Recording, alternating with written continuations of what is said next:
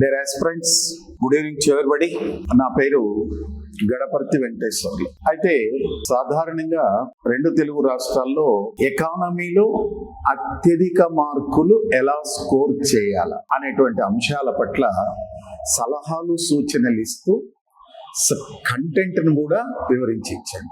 గడచిన 30 సంవత్సరాల నుంచి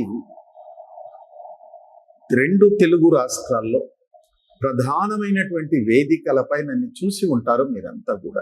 2008 నుంచి 2012-13 వరకు లక్ష్య ఐఏఎస్ స్టడీ సర్కిల్ అండి, అది అక్కడ వర్క్ చేయడం జరిగింది. అటు తరువాత ఆర్సిరెడ్డి ఇన్స్టిట్యూట్ కానివ్వండి, షైన్ ఇండియాలో కానివ్వండి, దెన్ ఇతర ఆన్లైన్ లో కానివ్వండి, ఇతరత్ర అనేక వేదికల పైన నన్ను చూసి ఉంటారు. ఇప్పుడు మరి ఒక రూపంలో, మరి ఒక పద్ధతిలో, మరి ఒక వేదిక పైన మీ ముందుకు రాబోతున్నాను.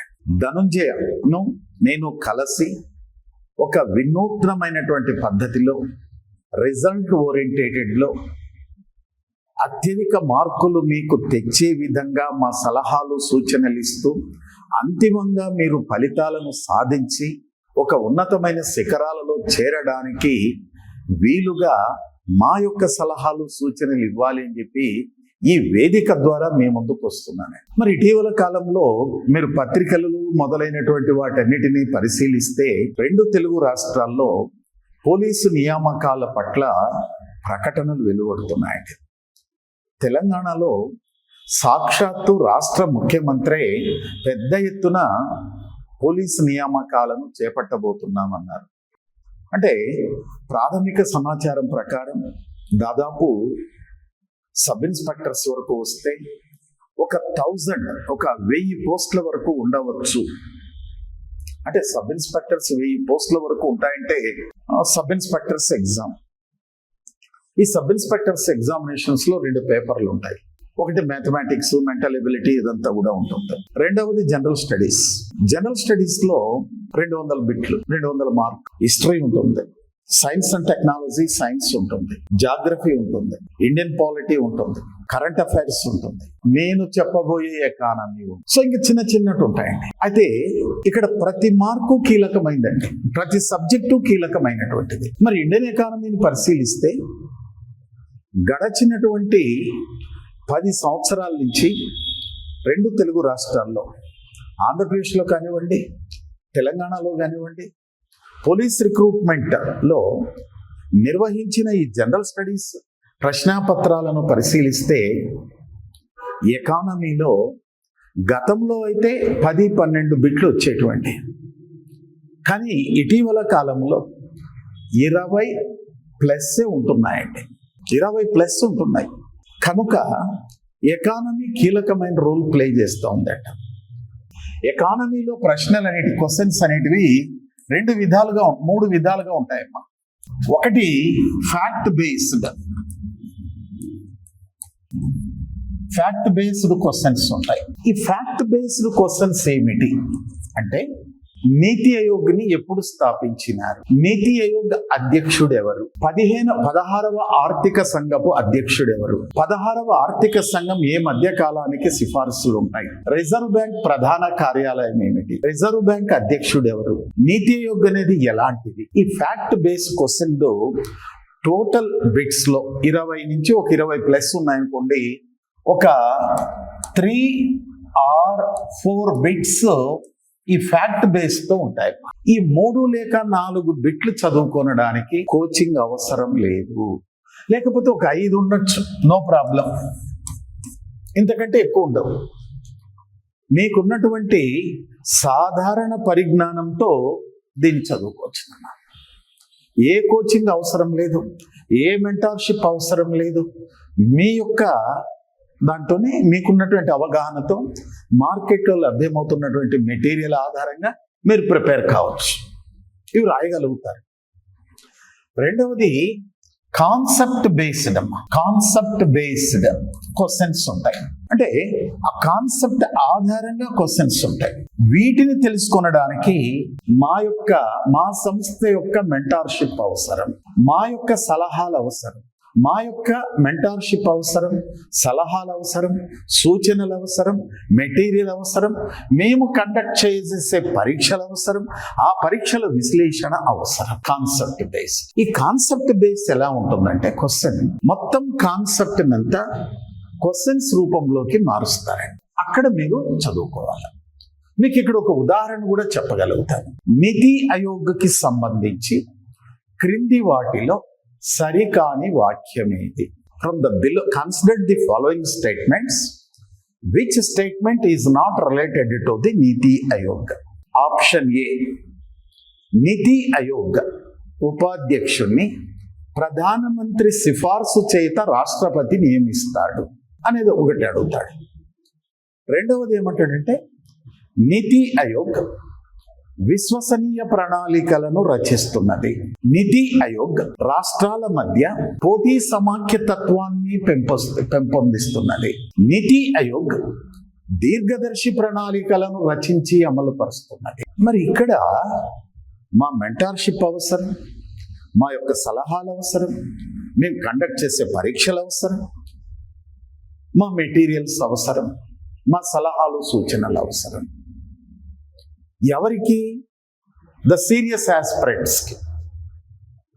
మరి ఇక్కడ చూడండి, ఇక్కడ ఈ 4 స్టేట్మెంట్లో నీకు కరెక్ట్గా తెలిసి ఉంటేనే ఆన్సర్ చేయగలుగుతాం.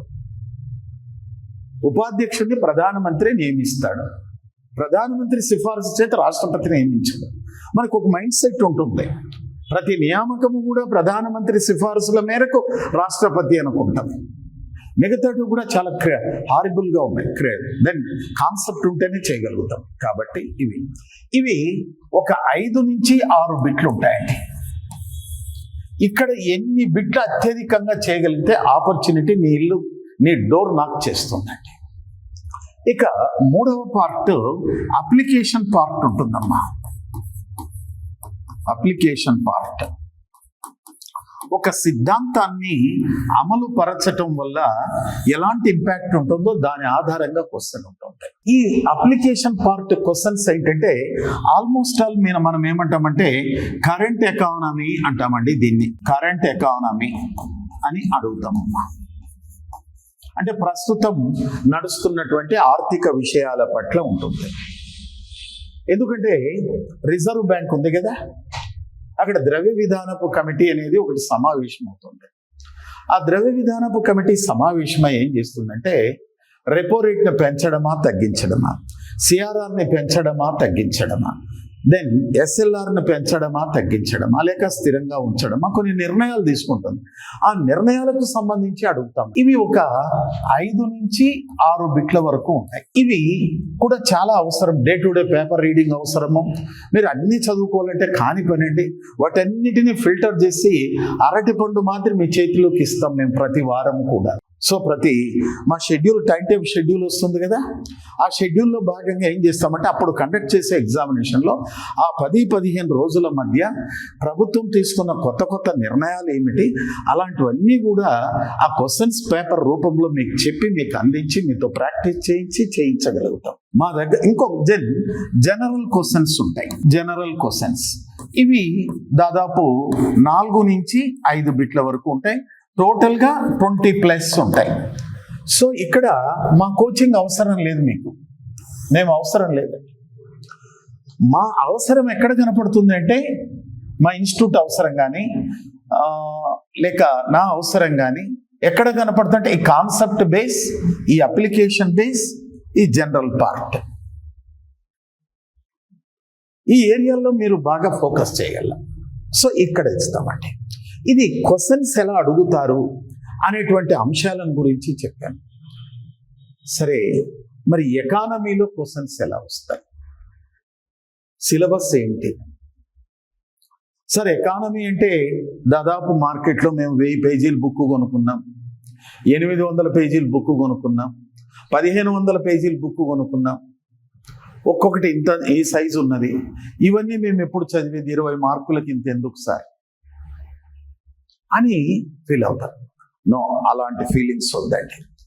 దెన్ విశాలమైనటువంటి విస్తృతమైనటువంటి సబ్జెక్ట్ని ఎఫెక్టివ్గా, సమర్థవంతంగా, దెన్ మైండ్ మ్యాప్తో చదవడానికి వీలుగా, ఏ ఏరియాలో ఫోకస్ చేస్తున్నాడు, ఎక్కడ క్వశ్చన్స్ అడుగుతున్నాడు, ఏ విధంగా క్వశ్చన్స్ అడుగుతున్నారు అనేటువంటి వాటిని గురించి మనం తెలుసుకోవాలంటే ముందు సిలబస్ ఏమిటి అనేది మనం చూసుకోవాలి. దెన్ ఒక గడచినటువంటి 3-4 నోటిఫికేషన్స్లో ప్రశ్నాపత్రాల దాన్ని పరిశీలిస్తే ఆ ప్రశ్నాపత్రాలలో ప్రశ్నల సరళిని బట్టి మనము గెస్ చేయొచ్చునండి. ఎందుకంటే మనకు మార్కులు అత్యధికంగా సాధించాలంటే గత ప్రశ్నాపత్రాలు అనేటివి మార్గదర్శకాలు, దిక్సూచికలు, వాటిని తప్పనిసరిగా పరిశీలించాలి. దాంట్లో భాగంగా మనం పరిశీలిస్తే, సిలబస్ ఆధారంగా మనం పరిశీలిస్తే, మొదట మనకు సిలబస్లో మనం ఎక్కడ చూడాలా అనేది చూడండి. ఇక్కడ ఫస్ట్ ఇక్కడ మనం భారత ఆర్థిక వ్యవస్థ నిర్మాణం ఇది ప్రధానమైనటువంటిదండి. మీరు ప్రీవియస్ క్వశ్చన్స్ చూడండి, ఇక్కడ తప్పనిసరిగా ఒక క్వశ్చన్ ఉంటుందండి.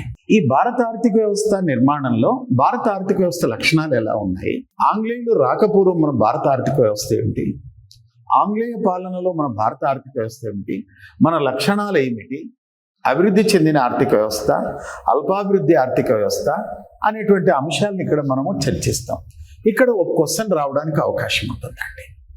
సో ఇక్కడ దీన్ని మనము బ్రీఫ్గా, ఎఫెక్టివ్గా, కరెంట్ డేటాతో చదువుకోవాలి. ఇక రెండవది ప్రణాళికలు. ఈ ప్రణాళికలకు సంబంధించి తప్పనిసరిగా ఒక క్వశ్చన్ ఉంటుందండి. ఈ ప్రణాళికల్లో భాగంగా ప్రణాళికా సంఘ నిర్మాణం ఏమిటి, జాతీయ అభివృద్ధి మండలి ఏమిటి, మరి ఎన్ని పంచవర్ష ప్రణాళికలు అమలు పరిచినారు, నీతి ఆయోగ్ నిర్మాణం ఏమిటి, నీతి ఆయోగ్ విధులు ఏమిటి, లక్షణాలు ఏమిటి, లక్ష్యాలు ఏమిటి, ప్రస్తుతం ఉన్నటువంటి నీతి ఆయోగ్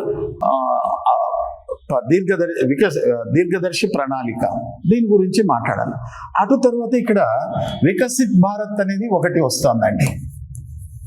వికసిత్ భారత్, ఈ వికసిత్ భారత్ పైన మనం డిస్కషన్ చేసుకుంటే చాలు. ఇక్కడ కొన్ని క్వశ్చన్స్ వస్తాయి. ఈ పాయింట్స్ మాత్రమే నేను ఇప్పుడు ఏదైతే మాట్లాడినానో దాని గురించి మనం డిస్కషన్. మరి తర్వాత నెక్స్ట్ జాతీయ ఆదాయం. మరి గత ప్రశ్నపత్రాలను మనం పరిశీలిస్తే జాతీయ ఆదాయంలో తరచుగా 2 బిట్లు ఉంటున్నాయి. ఇక్కడ 1 లేక 2 బిట్లు ఉంటున్నాయి, ఇక్కడ 1 బిట్ ఉంటా ఉంది. ఈ జాతీయ ఆదాయంలో 2 లేక 3 బిట్లు లేక 1 తప్పనిసరిగా ఉంటుంది. ఈ జాతీయంలో జీడిపి అంటే ఏమిటి, జీబీ అంటే ఏమిటి, దాన్ని ఎలా అంచనా వేస్తున్నారు మొదలైనటువంటి అంశాలు తెలుసుకోవాలి. జాతీయ ఆదాయాన్ని అంచనా వేసే పద్ధతులు ఏమిటి, మరి తర్వాత భారతదేశంలో జాతీయ ఆదాయాన్ని ఎలా అంచనా వేస్తున్నారు, ప్రస్తుతం దాని యొక్క ట్రెండ్స్ ఏమిటి, జాతీయ ఆదాయంలో వ్యవసాయ రంగం వాటా ఎంత, పారిశ్రామిక రంగం వాటా ఎంత, సేవా రంగం వాటా ఎంత, పొదుపులు ఎంత, పెట్టుబడులు ఎంత, మరి తలసరి ఆదాయం అంటే ఏమిటి, తలసరి ఆదాయం అధికంగా ఉన్న రాష్ట్రాలు ఏమిటి, తలసరి ఆదాయం తక్కువగా ఉన్న రాష్ట్రాలు ఏమిటి, ఎన్ఎస్డిపి ఎక్కువగా ఉన్న రాష్ట్రాలు ఏమిటి, తక్కువగా ఉన్న రాష్ట్రాలు ఏమిటి, ఇలాంటి వాటినన్నిటినీ కూడా మీ కరెంట్ ఇష్యూస్ ఎకనామిక్ సర్వేలను బేస్ చేసుకొని మీకు అందిస్తామండి. దెన్ జాతీయ ఆదాయం తర్వాత వ్యవసాయ విధానాలు. ఈ వ్యవసాయ విధానాల్లో భాగంగా మనం చూస్తే ప్రధానంగా దెన్ హరిత విప్లవం గురించి, భూ సంస్కరణలు వచ్చి ప్రజెంట్ మనం పాతవన్నీ అవసరం లేదండి. భూమి రికార్డుల ఆధునికీకరణ జరుగుతూ ఉంది. ఇప్పుడు ఆ భూమి రికార్డుల ఆధునికీకరణ, ప్రస్తుతం ఉన్నటువంటి చట్టాలు, భూ ఆరోగ్య కార్డులు మొదలైనటువంటివి. మరి అనేక హరిత విప్లవము, రెయిన్బో రెవల్యూషన్, హరోమా విప్లవాలు ఇవన్నీ కూడా నీటిపారుదల సౌకర్యాలు ఏమిటి, మరి అటు తరువాత వ్యవసాయ పరపతి, రైతులకు ఎలాంటి రుణాలు అందిస్తున్నారు, కిసాన్ క్రెడిట్ కార్డులు ఏమిటి మొదలైనటువంటివి. మరి ఇటీవల కాలంలో అనేక రకాలైనటువంటి వ్యవసాయ పద్ధతులు వస్తున్నాయి కదా. రైతుల ఆదాయాలను రెట్టింపు చేయాలా అంటాడు. ఎలా రెట్టింపు చేయాలా, కనీస మద్దతు ధర ఏమిటి, బేసిక్స్ అంతే, మెయిన్ బేసిక్స్. కనీస మద్దతు ధర అంటే ఏమిటి, ప్రస్తుతం ఎంత ఉంది, ఎవరు నిర్ణయిస్తారు, ఎవరు అప్లై చేస్తారు, కనీస మద్దతు ధరకు సంబంధించిన పథకాలు ఏమిటి, brief, very very very brief. ఏదో చాలా పెద్దగా ఉంది అనుకోవద్దండి, చాలా బ్రీఫ్. మరి అటు తర్వాత అగ్రికల్చరల్ ఇన్ఫ్రాస్ట్రక్చర్ ఫండ్, వ్యవసాయ మౌలిక వసతుల నిధి, ఆత్మనిర్భర్ భారత్ లో ఏం తీసుకున్నారు మొదలైనటువంటి విషయాలు, ప్రకృతి వ్యవసాయం, సేంద్రియ వ్యవసాయం, ఈ ప్రకృతి వ్యవసాయానికి సేంద్రియ వ్యవసాయానికి సంబంధించిన పథకాలు. మరి ఇటీవల కాలంలో కేంద్రంలో అమలవుతున్నటువంటి వ్యవసాయ పథకాలు, Rashtriya Krishi Vikas Yojana, national food security mission, Bharat Prakriti mission, then Pradhan Mantri Matsya Sampada Yojana, ఇలాంటి కొన్ని పథకాలు ఉన్నాయండి. వాటిని గురించి మరి బ్రీఫ్గా పౌల్ట్రీకి ఏమిటి, పౌల్ట్రీ కోళ్ల పరిశ్రమ ఎలా ఉంది, పాడి పరిశ్రమ ఎలా ఉంది, మరి ఇటీవల కాలంలో ప్రభుత్వం ప్రకటించిన అరోమా విప్లవం ఏమిటి, తీయని విప్లవం ఏమిటి, త్రివర్ణ విప్లవం ఏమిటి, మొదలైనటువంటి అంశాలు తీసుకోవాలా. మరి ఇటీవల కాలంలో క్రాప్ డైవర్సిఫికేషన్, పంటల వైవిధ్యీకరణ మొదలైనటువంటి అంశాలు ఇక్కడ కొంత ఫోకస్ చేయాలి. ఎందుకంటే భారత ఆర్థిక వ్యవస్థ వ్యవసాయ ప్రాధాన్యత ఆర్థిక వ్యవస్థ, అక్కడ కొంచెం అడగడానికి ఆస్కారాలు ఉన్నాయండి. ఒక క్వశ్చన్స్ ఒకటి ఒక 2 వరకు వస్తాయండి, ఒక 2 క్వశ్చన్స్ రావచ్చు ఇక్కడ. మరి ఈ పాయింట్స్ని గుర్తుపెట్టుకోవాలి. ఇకపోతే సార్ ఇంత సిలబస్ అయితే చెప్తున్నారు కదా, దీంట్లో ఏంటి వెరీ వెరీ బ్రీఫ్, దీంట్లో చాలా సింపుల్గా మనము బేసిక్స్ అండ్ కరెంట్ ఇష్యూస్, ఆ బేసిక్ ఏమిటి, వర్తమానం దాని పరిస్థితి ఏమిటి అనేది ఎఫెక్టివ్గా ఉండాలి. ఇకపోతే మేము ఎలా ఇవ్వగలుగుతాం. సో ఈ టాపిక్స్కి సంబంధించి మేము ఒక సింపుల్గా మైండ్ మ్యాప్ ఇస్తామండి. మైండ్ మ్యాప్, ఆ మైండ్ మ్యాప్లో ఎలా ఉంటుందంటే ఈ టోటల్గా ఆ మైండ్ మ్యాప్ అనేది ఇలా రౌండ్ రూపంలో ఉండవచ్చు, ట్రీ రూపంలో ఉండవచ్చు, ఫ్లో చార్ట్ రూపంలో ఉండవచ్చు. సో ప్రతి టాపిక్కి అలా ఒక మైండ్ మ్యాప్ ఇస్తాం. ఆ మైండ్ మ్యాప్ ఆధారంగా ఏం చేస్తామంటే కరెంట్ ఇష్యూస్ ఏమిటి, దానికి సంబంధించి కరెంట్ ఇష్యూస్ ఏంటి అనేది ఇవ్వడం జరుగుతుంది. ఆ ఇచ్చినటువంటి వాటిని మళ్ళీ మేము రివిజన్ చేపిస్తాం. ఆ రివిజన్ చేపించిన తర్వాత మిమ్మల్ని కొన్ని క్వశ్చన్స్ రాపించి కండక్ట్ చేస్తాం. ఆ విధంగా చేసి ప్రతి టాపిక్కి డిస్కషన్ చేసుకుంటూ పోతాం. మరి ఇకపోతే సిలబస్లోకి మళ్ళీ మనం వస్తే పారిశ్రామిక విధానాలు, మనకు ఉన్నటువంటి సిలబస్. ఈ పారిశ్రామిక విధానాల్ని మీరు కొన్నిగా విభజించుకోవాలా. ఎలా విభజించుకోవాలి అంటే చూడండి, దీంట్లో భాగంగా ఒకటి పారిశ్రామిక నిర్మాణం ఎలా ఉంది దేశంలో. రెండవది ఇండస్ట్రియల్ పాలసీ రెజల్యూషన్స్ ఏమిటి, ఇండస్ట్రియల్ పాలసీ రెజల్యూషన్స్ ఎలా ఉన్నాయి, రైట్. ఆ తర్వాత నెక్స్ట్ పబ్లిక్ సెక్టార్ ఎంటర్ప్రైజెస్, ప్రభుత్వ రంగ సంస్థలు, వాటిలో నవరత్న, మహారత్న, మినీరత్న ఈరోజు ఎన్ని ఉన్నాయి ఏమిటి, ఆ మహారత్న మినీరత్న ఇవ్వడానికి ఏమిటి, పెట్టుబడుల ఉపసంహరణ ఏమిటి, స్వయం ప్రతిపత్తి ఏమిటి, మొదలైనటువంటి అంశాల గురించి డిస్కషన్ చేద్దాం. తర్వాత ఎంఎస్ఎంఈలు, micro small medium enterprises act, మరి ఇటీవల కాలంలో ఎలా ఇచ్చేసినారు, ఎందుకు ఎలా ఉంది, దాని ప్రాధాన్యత ఏమిటి, వాటికి సంబంధించిన పథకాలు ఏమిటి, వెబ్సైట్లు ఏమిటి, పోర్టల్స్ ఏమిటి, మొదలైనటువంటి విషయాలు, కరెంట్ ఇష్యూస్ ఎక్కువగా ఉంటాయండి. అయితే మీరు ఇంత సిలబస్ రాస్తున్నానని బెంబేలు పడద్దండి. ఇక్కడ ఏమవుతుందంటే బేసిక్ చెప్పేసేసి 2020-24 మధ్య కాలంలో ఉన్నటువంటి అంశాలను ఎక్కువగా ఫోకస్ చేస్తాం, బేసిక్ అండి ఇవి. సో ఈ విషయాలను మనం ఇక్కడ డిస్కషన్ చేద్దాం. పారిశ్రామిక విధానాలు, అటు తర్వాత కోశ విధానాల్లో భాగంగా పన్నులు, బడ్జెట్ గురించి డిస్కషన్ చేయాలి. పన్నులు, తర్వాత బడ్జెట్, సమకాలీన బడ్జెట్.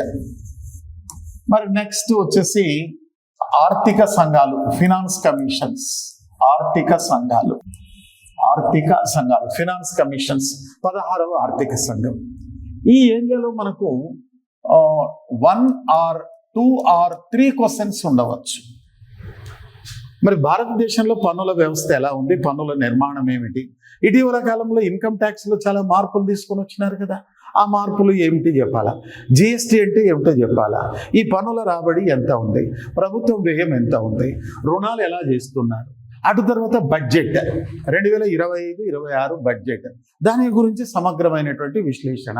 ఫినాన్స్ కమిషన్స్ 16 మొత్తం ఆర్థిక సంఘాలు ఎన్ని ఉన్నాయి, ఆర్థిక సంఘం ఎందుకు నియమించినారు, ఎన్ని ఆర్థిక సంఘాలు నియమించినారు ఇప్పటి వరకు, ఆ ఆర్థిక సంఘాల అధ్యక్షుల్ని ఒక టేబుల్ రూపంలో ఇస్తాను. మరి టేబుల్ చూస్తే చాలా ఆర్థిక సంఘాల అధ్యక్షులు, దెన్ 15వ ఆర్థిక సంఘం సిఫార్సులు బ్రీఫ్గా ఇస్తాం, 16వ ఆర్థిక సంఘం అందిస్తాం. మరి 15వ ఆర్థిక సంఘం వల్ల ఇక్కడ ఒక పాయింట్ వస్తుందండి. మరి దక్షిణాది రాష్ట్రాల్లో ఇటీవల కాలంలో మీరు గమనించండి, ఎక్కువ మంది పిల్లలు కనండి అంటున్నారు. ఎందుకు కనాలయా అంటే ఏమనో చంద్రబాబు నాయుడు చెప్పినాడు, రేవంత్ రెడ్డి చెప్తున్నాడు, పిల్లలకి ఎక్కువగా జన్మనివ్వండి అంటున్నారంటే కొన్ని నష్టాలు జరుగుతున్నాయి. ఆ నష్టాలు ఎందుకు జరుగుతున్నాయి, ఏమిటి అనేటువంటి విషయాల్ని ఇక్కడ మనం మాట్లాడుకుందాం, డిస్కషన్ చేద్దాం. అటు తర్వాత ద్రవ్య విధానాలు, మానిటరీ పాలసీస్. ఈ ద్రవ్య విధానాల గురించి కూడా మనం ఫోకస్ చేయాలండి. ఈ ద్రవ్య విధానాల్లో భాగంగా ఏంటంటే మానిటరీ పాలసీస్లో reserve bank of India, RBI, మరి క్రెడిట్ పాలసీ పరపతి విధానం అనేది ఒకటి ఉంటుంది. మరి ఆర్బిఐలో సంస్కరణలు, మరి బ్యాంకింగ్ రంగంలో సంస్కరణలు, బ్యాంకులు ఉన్నాయి కదా, ఈ బ్యాంకులలో సంస్కరణలు. మరి ఇటీవల కాలంలో చాలా ప్రోగ్రామ్స్ వచ్చినాయి. ఏంటవి? National payment corporation of India limited వచ్చింది, భీమ్ యాప్ వచ్చేసింది, మరి ఆ తర్వాత డిజిటల్ లెవెల్స్ వచ్చినాయి, ఐఎన్ఆర్ ఇండియన్ రూపీ వచ్చింది, డిజిటల్ రూపీ వచ్చింది. ఇలాంటి అనేక అంశాలు వచ్చినాయండి. వీటన్నిటిని కూడా కరెంట్ ఇష్యూస్ ఎక్కువగా డిస్కషన్ చేయాలి. బేసిక్ చెప్పేసి కరెంట్ ఇష్యూస్. మరి ఇక్కడ ఈ ద్రవ్య విధానంలో భాగంగా ఒక 2 లేక 3 క్వశ్చన్స్ రావచ్చునండి. మరి వ్యాపార విధానాలు,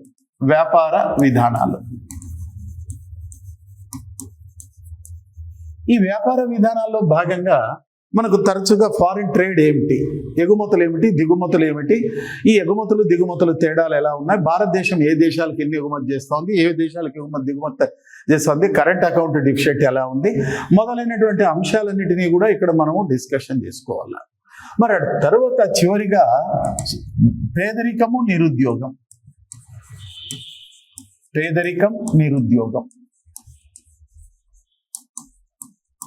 మరి ఇటీవల కాలంలో చూస్తే పేదరికము, నిరుద్యోగం అనేది అడుగుతూనే ఉన్నాడమ్మా. పేదరికం, నిరుద్యోగం. ఈ పేదరికం, నిరుద్యోగంలో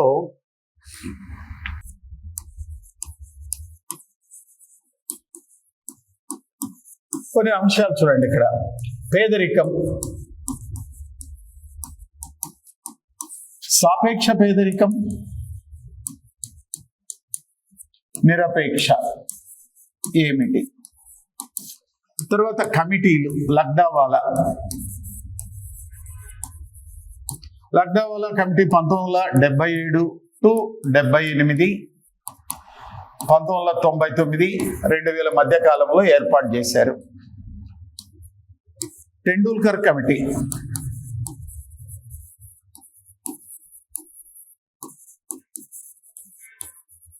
Tendulkar committee 1993, 2004, 5, 2011, 12. Rangarajan committee, very brief, ఎలా ఏ ప్రాతిపదికన అంచనా వేసినారు ఏమిటి? National multi dimensional poverty index. ఈ national multi dimensional poverty index ని 2 విధాలుగా మనం స్టాటిస్టిక్ పార్ట్, ఎవరు క్యాలిక్యులేట్ చేస్తారు ఏమిటి? డైనమిజం. ఈ డైనమిజంలో రాష్ట్రాల వారీగా దేశం మొత్తం పైన గ్రామీణ ప్రాంతాలు, పట్టణ ప్రాంతాలు ఎలా మల్టీ డైమెన్షనల్ పావర్టీ ఉంది మొదలైనటువంటి అంశాలను పేదరికము, నిరుద్యోగం కింద తీసుకోవాలా. అటు తర్వాత రెండవ అంశాన్ని చూస్తే ఇక్కడ నిరుద్యోగం, అన్ఎంప్లాయ్మెంట్. నిరుద్యోగం 2 రకాలండి. ఎన్ఎస్ఎస్ఓ అంచనాలు, ఎన్ఎస్ఓ అంచనాలు. ఎన్ఎస్ఎస్ఓ వచ్చేసి యాన్యువల్ సర్వే రిపోర్టు. ఈ యాన్యువల్ సర్వే రిపోర్టు 1977, 78 నుంచి 2011, 12 వరకు. ఇది పీరియాడిక్ లేబర్ ఫోర్స్ సర్వే. మరి పీరియాడిక్ లేబర్ ఫోర్స్ సర్వే 2017, 18 నుంచి 2024, 25 వరకు ఏమిటి? ఈ 2024, 25లో రాష్ట్రాల వారీగా నిరుద్యోగం ఎలా ఉంది, వర్క్ ఫోర్స్ ఏమిటి, లేబర్ ఫోర్స్ ఏమిటి మొదలైనటువంటి అంశాలన్నీ ఇక్కడ డిస్కషన్ చేయాల. మరి పేదరికము, నిరుద్యోగ నివారణ చర్యలు, పథకాలు మొదలైనటువంటివి, ఈ అంశాల గురించి ఇక్కడ మనము డిస్కషన్ చేయాలండి. మరి పథకాలు అనేటివి ఉన్నాయమ్మా, గ్రామీణాభివృద్ధి పథకాలు. ఈ గ్రామీణాభివృద్ధి పథకాలని ఆన్గోయింగ్ పథకాలు చదువుకోవాలి. గ్రామీణాభివృద్ధి అన్నీ అవసరం లేదమ్మా. గ్రామీణాభివృద్ధి పథకాలు మొత్తం చదువుకోవాలంటే మైండ్ బ్లాక్ అయిపోతుంది, అవన్నీ అవసరం లేదు. మరి ప్రస్తుతం ఆన్గోయింగ్ ప్రోగ్రామ్స్ ఏమిటి? మరి ఇటీవల కాలంలో 2020 నుంచి 25 మధ్య కాలంలో ఆన్గోయింగ్ ప్రోగ్రామ్స్ ఏమిటి? ఈ పథకాలని 2 విధాలుగా చదువుకోవచ్చునండి. ఒకటి కాన్సెప్ట్ బేస్తో చదువుకోవాలమ్మా, దాని నిర్మాణం ఎలా ఉంది అనేది చేసుకోవాలా. కాన్సెప్ట్ బేస్, దాని నిర్మాణము ఎలా ఏమిటి, మరి కరెంట్ సిచ్యువేషన్ ఏమిటి, కరెంట్ సిచ్యువేషన్ ఏమిటి. ఇక్కడైనా క్వశ్చన్ ఉంటుంది, ఇక్కడైనా క్వశ్చన్ ఉంటుంది. ఇప్పుడు ప్రధానమంత్రి మత్స్య సంపద యోజన, దాని నిర్మాణం ఎలా ఉంది, ప్రస్తుతం అమల్లో ఉందా లేదా. ముద్రా యోజన ప్రస్తుతం అమల్లో ఉందా లేదా. స్టాండప్ ఇండియా, దాని నిర్మాణం ఏమిటి, ప్రస్తుతం యొక్క పాలన పరిస్థితి ఏమిటి. మేక్ ఇన్ ఇండియా ప్రస్తుతం ఏమిటి. స్టార్టప్ ఇండియా అనేది ఒకటి. MGNREGP నిర్మాణం ఏమిటి, ప్రజెంట్ ఏమిటి, ట్రెండ్స్ ఏమిటి. దెన్ దీనదయాళ్ ఉపాధ్యాయ గ్రామ జ్యోతి యోజన, దీనదయాళ్ అంత్యోదయ యోజన, దెన్ ప్రధానమంత్రి ఆవాస్ యోజన. ఇలాంటి కరెంట్ ఆన్గోయింగ్ ప్రోగ్రామ్స్ ఒక 20 ప్రోగ్రామ్స్ ఉంటాయండి. వాటిని గురించి మాత్రమే ఇక్కడ చదువుకోవాలి. అవి వాటిని ఎందుకంటే కాన్సెప్ట్ ఒకవైపు ఇలా మైండ్ మ్యాప్ ఇచ్చేసి ఆ కాన్సెప్ట్, ఆ ప్రోగ్రామ్ యొక్క బ్రీఫ్ ఏమిటి, లక్ష్యం ఏమిటి, అది ఏ పథకము, ఎలా ఉంది అనే మాటలు మాట్లాడుకుందాం. అటు తర్వాత ప్రజెంట్ ట్రెండ్ ఎలా ఉందో చూసుకుందాం. ఇది ప్రస్తుతం ఉన్నదా లేదా అనేది ఒకటి. మరి అటు తర్వాత చివరిగా సూచికలు, ఇండెక్సెస్ అనేవి ఉన్నాయమ్మా. సూచికలు, ఈ సూచికల్లో భాగంగా ఒకటి ఆర్థికాభివృద్ధి సూచికలు. ఆర్థికాభివృద్ధి ని కొలవడానికి గల సూచికలు. ఈ సూచికల్లో భాగంగా ఉదాహరణకి PQLI చదువుకుంటారు అనుకోండి. PQLI నిర్మాణం ఎలా ఉందో ఏమిటి అనేది చూసుకోవాలి. దెన్ ఆ తర్వాత హ్యూమన్ డెవలప్మెంట్ ఇండెక్స్, దీని యొక్క నిర్మాణం ఏమిటి, ప్రజెంట్ పొజిషన్ ఏమిటి. Then world multi dimensional poverty index, దీని నిర్మాణం ఏమిటి, ప్రస్తుత పరిస్థితి ఏమిటి. దెన్ ఆ తర్వాత జెండర్ ఇన్ఈక్వాలిటీ ఇండెక్స్, దీని నిర్మాణం ఏమిటి, ప్రజెంట్ ఇష్యూస్ ఏమిటి. దెన్ గ్లోబల్ కాంపిటీషన్ ఇండెక్స్, దీని నిర్మాణం ఏమిటి, ప్రస్తుత పరిస్థితి ఏమిటి. Then innovation index, India innovation index, దీని నిర్మాణం ఏమిటి, పరిస్థితి ఏమిటి. సో ప్రతిదీ కూడా అంతేనమాట. నిర్మాణం ఏమిటి, ఏ పద్ధతి ద్వారా చేస్తారు, ఎలా ఉంది మొదలైనటువంటివి. Gender gap development index, gender gap GAP index ఏమిటి. ఇలాంటి ఒక 8-10 సూచికలు ఉన్నాయి. వాటిని దాని నిర్మాణం ఎలా ఉందో చూసుకోవాలా. ప్రజెంట్ ట్రెండ్ టోటల్గా అంతా ఒక 150 పేజెస్ నోట్స్ వస్తుందమ్మా. సో ఆ విధంగా మనం ప్రిపేర్ చేసుకుంటే మాత్రం అత్యధిక మార్కులు 23, 24 బిట్లు ఉంటాయనుకోండి, 16, 17 వరకు చేయవచ్చు. అవసరమైతే 20 వరకు కూడా చేయొచ్చు. సో ఆ విధంగా నేను గైడ్ చేస్తాను మీకు. ఆ విధంగా గైడ్ చేసి అత్యధికంగా మొత్తం ఈ విశాలమైనటువంటి సిలబస్ని సూక్ష్మంగా పరిశీలిస్తే, బ్రీఫ్గా మనం పరిశీలిస్తే ఏం అన్నది అనేటువంటిది మనం చూసుకోవచ్చునండి. ఎలా ఉన్నది ఏమిటి అనేటువంటిది చూసుకోవచ్చు. చూడండి, సిలబస్ ఆధారంగా చూస్తే మీరు గమనించండి. చూడండి, ఈ సిలబస్ ఇలా ఉంటుంది, ఈ అంశాలు ఉన్నాయండి. సో అటు తర్వాత నెక్స్ట్ అంశం ఏమిటి, సో పేదరికము, నిరుద్యోగం, మొత్తం తర్వాత సూచిక, గ్రామీణాభివృద్ధి పథకాలు, అటు తర్వాత సూచికలు. మరి టోటల్గా ఇది సిలబస్ అండి. ఫైనల్గా జనాభా వచ్చేసి జాగ్రఫీ ఓరియంటేషన్లో వస్తుంది, ఎకానమీ ఓరియంటేషన్లో వస్తుంది. ఈ జాగ్రఫీ ఓరియంటేషన్లో భాగంగా దాన్ని డిస్కషన్ చేయొచ్చు. ఎకానమీ పాయింట్ ఆఫ్ వ్యూలో వాటి యొక్క పథకాలు మొదలైనటువంటి అంశాలను చర్చించుకోవచ్చు. ఇది మీకు సబ్ ఇన్స్పెక్టర్స్ ఉన్నటువంటి సిలబస్. మరి ఇప్పుడు మీకు సిలబస్ ఏమిటి, ఎలా వివరిస్తాము, ఈ కొత్త పద్ధతులు, ఈ నవకల్పనలు నూతన విధానంగా ఎలా అనేది నేను చెప్పాను. అదేవిధంగా మేము ఆ ఇన్స్టిట్యూట్ తరఫున ఈ DSP అంటే ముఖ్యంగా సబ్ ఇన్స్పెక్టర్స్కి సంబంధించి, పోలీస్ రిక్రూట్మెంట్కి సంబంధించి బ్యాచ్ అనేది ఏప్రిల్ మొదటి వారం చివరి నాటికి స్టార్ట్ అయిపోతుంది. ఆ రోజు నుంచి మనని మరి ఒక కోణంలో మరి ఒక వేదిక పైన ఇప్పటి వరకు వేరు వేరు వేదికల పైన చూసినటువంటి వాళ్ళు ఇంకొక కోణంలో ఇంకొక వేదిక పైన ఇంకొక పద్ధతిలో నవకల్పన ఆధారముగా నూతనముగా చూడడానికి అవకాశం అనేది ఉంటుంది. అక్కడ ఆ రోజు వచ్చే ఆ క్లాసుల్లో మిమ్మల్ని అక్కడ కలుసుకుంటానని, మీతో పాటు మీ ఫ్రెండ్స్ అందరినీ కూడా మీకు కలవడానికి మరి ఒక అవకాశం నేను తీసుకుంటున్నానని చెప్పి మీకు తెలియజేసిన. థ్యాంక్ యూ అన్నాడు.